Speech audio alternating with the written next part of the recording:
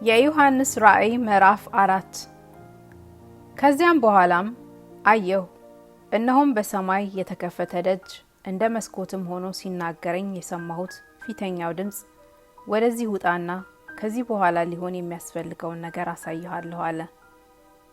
ወዲያው በመንፈስ ነበርኩ፣ እነሆም ዙፋን በሰማይ ቆሟል፣ በዙፋኑም ላይ ተቀምጬ ነበር።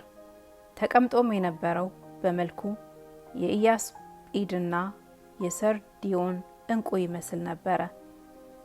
በመልኩም መረግድን የመሰለ ቀስተ ደመና በዙፋኑ ዙሪያ ነበረ።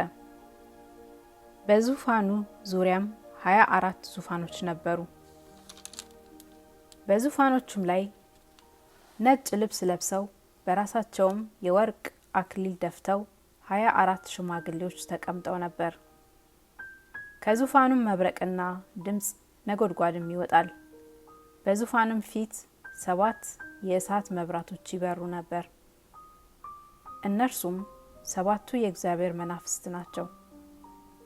በዙፋኑም ፊት ብርሌ የሚመስል የብርጭቆ ባህር ነበረ።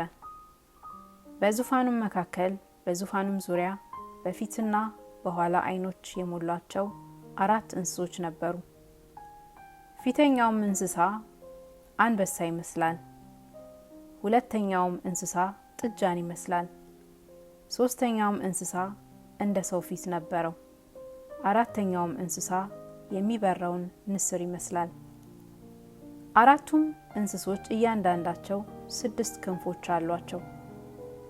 በዙሪያቸውና በውስጣቸውም ዓይኖች ሞልተውባቸዋል። ቅዱስ ቅዱስ ቅዱስ የነበረውና የሚመጣው ሁሉንም የሚገዛ ጌታ ያለው አምላክ እያሉ ቀንና ሌሊት አያርፉም።